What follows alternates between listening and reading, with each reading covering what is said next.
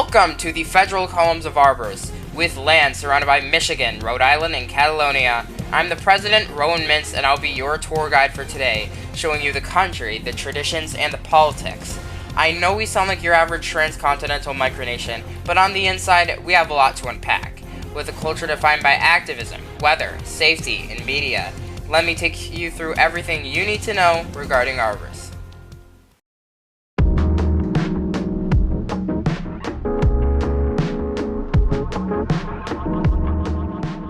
Arbores has a long and complicated history that goes to aid its culture. It begins on the 9th of April 2023, when the nation was founded from Michigan suburbia.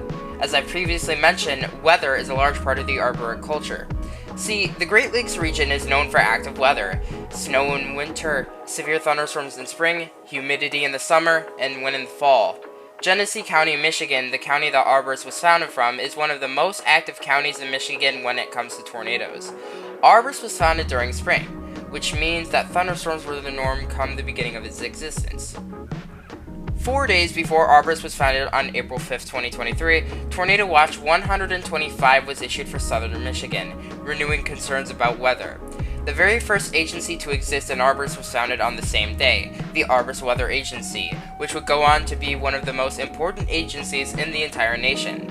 In the beginning, it wasn't as important, however. Do you know who was important? John Painter. John Painter was a major force in the early history of Arbores.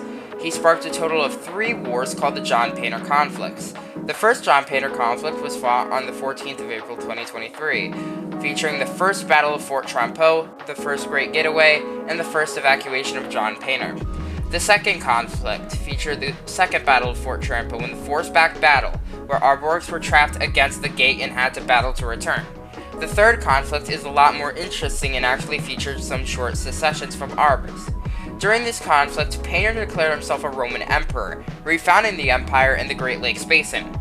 See, the thing is that Rome was located on top of Iophos, a hilly region in Arbores, and was pushed back against the Capitol building in Tophathesia. This makes his position unsustainable in long term, despite having the high ground. He evacuates Rome, leaving it to die, and declares the nation of Huron in Fort Trempeau. It was eventually destroyed with the help of Ava Madison, someone whose loyalty was only ever 100% with herself. Arbores discovered Curnon in August 2024, but started diplomatic relations in September.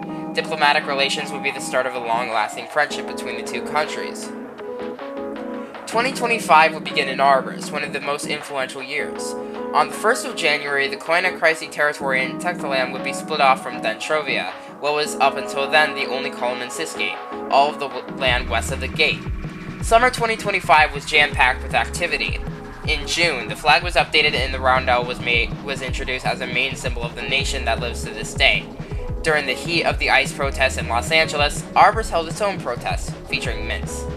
Democratization started when elections started for the first College of Guardians, which Patrick Narji got into for Tektaland.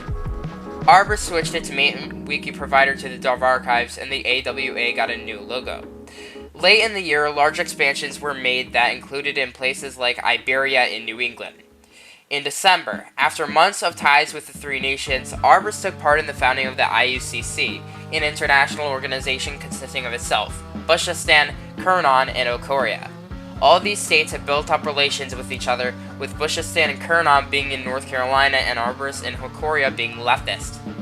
On New Year's Day this year, 2026, the Arbores New Year's livestream ended, marking a transition into the new year. Later into the month of January, the Arbores land forces were established. On the 24th, water pipes froze over for about 2 weeks before being restored. The April elections are scheduled to take place and may be taking place right now. For this section, you might need to hang on and rewind the video a couple of times. The story and politics of these subdivisions is very complicated, and you might want to have a pen and paper nearby. Initially, Arbores was made up of 3 columns: an independent city, an independent fort, a capital district, and uninhabited land that was clearly distinguished. This is retroonymously called the first system of subdivisions and was in effect from April 2023 to October 2024. It comprised of 7 total subdivisions. This system lived in harmony for a year and a few months, but as Fort Drapeau began to collapse, it became clear that Arbores would need a new system of subdivisions. Thus, the second system was founded. Initially, it was made up of 9 columns and 1 organized territory. On the 1st of January 2025, Tektaland and the Koine Chrysi territory would be separated from Thetrovia, making for 10 columns and 2 territories. Of course, after the 2025 expansions, there would be 13 columns and 7 territories, the number we are at today. 2 of these columns, Ramosa and Spelunka, do not vote in Arboric elections and do not hold a place in the College of Guardians, the nation's unicameral legislative body. The Republicanization of Arbores, not those guys, is a process in Arbores whereas the various parts of the government work to make the nation more democratic. This involves many core processes, so let me take you through the political system. The legislature is called the College of Guardians. It is what these people are elected to, and it is how the nation's representative democracy works. One candidate will announce their bid for their home column, another candidate announces their bid for that same column, and they duke it out in an election the entire nation can vote in. That is how elections work. National pride is designed to show off things your country makes for itself. No matter what, this will always include symbolism. If you know me from my YouTube, you will know that I love symbolism. So, I would like to introduce you to Arboric symbolism. First up, the flag. The flag of Arbores is 3 horizontal stripes. The upper one is black for the night sky, the middle one is white for peace, and the bottom one is green for the Arbores Forest, a nearby forest shared by Arbores and the United States. It also has a roundel inside of it with the same color scheme, which serves as a nation's seal. These symbols help reflect on Arbores as a nation, and they help reflect on how far Arbores has come. Arbores is a great nation.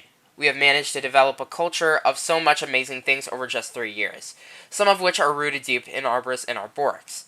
We have built connections, we have maintained connections, and we have lost connections. However, one thing has maintained the same about us. We are Arbores.